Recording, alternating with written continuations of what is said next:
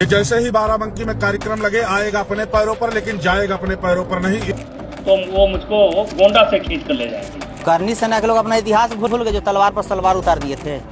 आपके साथ महेंद्र पांडे भी खड़ा है। छू के दिखा दे, उनकी औकात है ना तो चंद्रशेखर की तरफ उंगली उठा के दिखा दे। चंद्रशेखर आजाद पीछे हटने वाला नहीं है। उत्तर प्रदेश की राजनीति इस वक्त ऐसे ज्वालामुखी के ऊपर खड़ी दिखाई दे रही है जिसमें ऊपर से सब कुछ शांत दिख रहा है, लेकिन अंदर ही अंदर सियासी लावा उबल रहा है। 15 मार्च को बाराबंकी में काशीराम की पुण्यतिथि पर होने वाली चंद्रशेखर आजाद की रैली ने अब सिर्फ एक राजनीतिक कार्यक्रम का रूप नहीं बल्कि एक संभावित शक्ति प्रदर्शन और खुली जंग का रूप ले लिया है। एक तरफ भीम आर्मी और दलित राजनीति का बड़ा चेहरा चंद्रशेखर आजाद रावण है, तो दूसरी तरफ करणी सेना, क्षत्रिय संगठनों और सवर्ण नेताओं का खुला विरोध सामने आ रहा है। माहौल ऐसा बन चुका है कि हर कोई यही पूछ रहा है और जानने की कोशिश कर रहा है कि क्या 15 मार्च सिर्फ एक रैली होगी या यूपी की राजनीति में नई लकीर खींचने वाला दिन साबित होगा। दरअसल विवाद की शुरुआत तब हुई जब चंद्रशेखर आजाद ने बाराबंकी में जनसभा और रैली करने का ऐलान किया, जिससे दलित समाज की राजनीतिक मजबूती के रूप में देखा जा रहा था। लेकिन इसके तुरंत बाद करणी सेना के नेता अभिनव सिंह ने कड़ा विरोध जताया। अभिनव सिंह ने आरोप लगाया कि चंद्रशेखर आजाद के बयानों में सनातन धर्म के देवी देवताओं और हमारे समाज के लिए अमर्यादित टिप्पणी होती रहती है। इसके अलावा हमारे समाज के बड़े नेताओं के खिलाफ रावण गलत भाषा का प्रयोग करता रहा है, जिसको अब हम नहीं सहेंगे। जब हम इनके जाति और इनके लोगों के ऊपर कुछ नहीं बोलते तो ये होते कौन है, हमारे भगवान, देवी देवता और समाज के ऊपर कीचड़ उछालने वाले। इसी मुद्दे के आधार को बनाकर हम रावण का बाराबंकी में कार्यक्रम नहीं होने देंगे। अभिनव सिंह को बयान के बाद यहीं से मामला सीधा राजनीतिक टकराव से निकलकर सम्मान बनाम विरोध की लड़ाई के रूप में पेश किया जाने लगा तमाम सोशल मीडिया गलियारों में। इस पूरे विवाद में एक नाम बार बार सामने आ रहा है, पूर्व सांसद और क्षत्रिय राजनीति के बड़े चेहरे गिने जाने वाले बृजभूषण शरण सिंह का।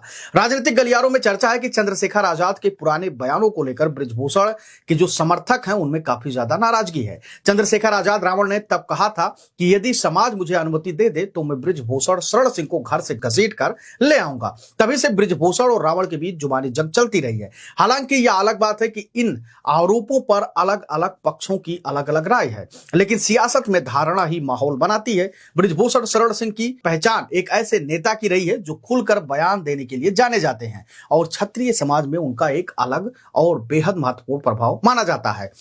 ऐसे में उनके समर्थकों का इस विवाद में सक्रिय होना इस टकराव को और भी ज्यादा राजनीतिक रंग दे रहा है। कुछ लोग इसे क्षत्रिय स्वाभिमान की राजनीति से जोड़कर देख रहे हैं, तो कुछ इसे आने वाले चुनाव के पहले सामाजिक ध्रुवीकरण की रणनीति बता रहे हैं। राजनीतिक विश्लेषकों का मानना है कि यह विरोध सिर्फ एक व्यक्ति का विरोध नहीं बल्कि एक बड़े सामाजिक संदेश का हिस्सा भी हो सकता है कि अब अगड़ा समाज अपने देवी देवताओं का अपमान नहीं सहेगा, वो भी बीजेपी के लिए। इसके पहले सपा सांसद रामजी सुमन के बयान पर भी क्षत्रिय समाज के संगठनों ने बड़े स्तर पर विरोध दर्ज कराया था।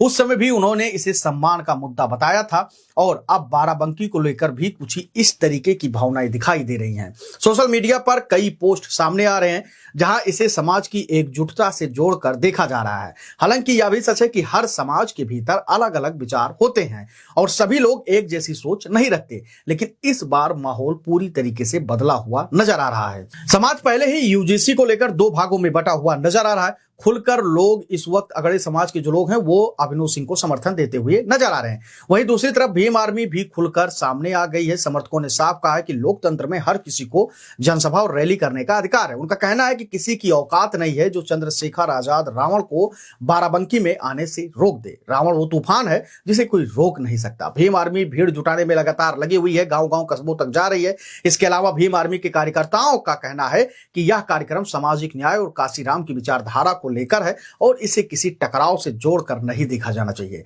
यानी साफ है कि दोनों पक्ष अब अपने अपने नजरिए से इसे सही ठहरा रहे हैं।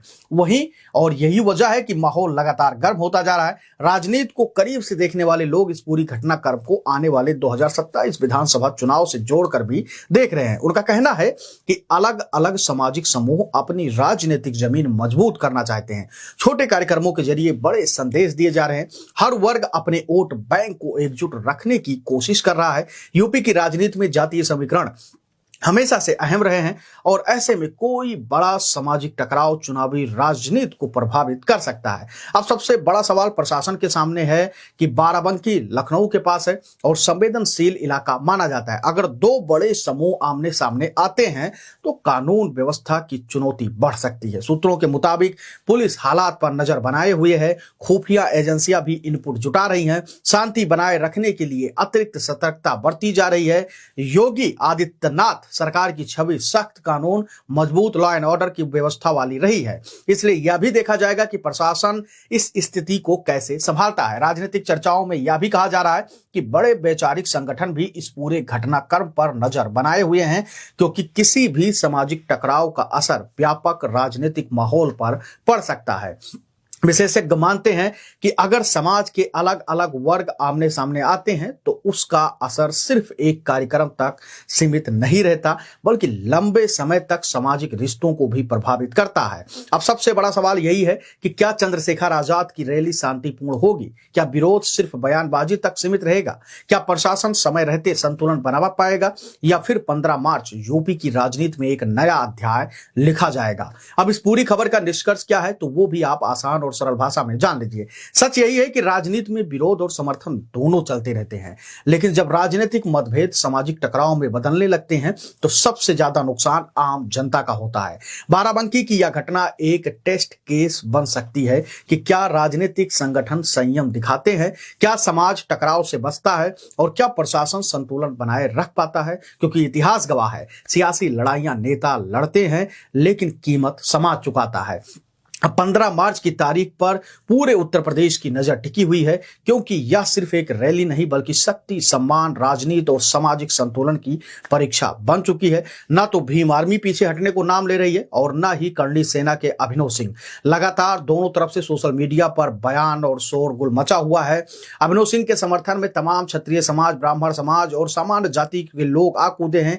वही जो सनातन धर्म में आस्था रखते हैं, देवी देवताओं में आस्था रखते हैं, वो भी अभिनव सिंह के साथ खड़े हुए नजर आ रहे हैं। वहीं भीम आर्मी, चंद्रशेखर आजाद के जो समर्थक हैं वो कह रहे हैं कि किसी के औकात नहीं, किसी की हिम्मत नहीं है, चंद्रशेखर वो तूफान है जिसको कोई रोक नहीं पाएगा। वो भी मैदान में डटे हुए हैं, यानी मुकाबला दिलचस्प होने वाला है। क्या कुछ होगा बाराबंकी में, उस पर हमारी नजर बनी हुई है।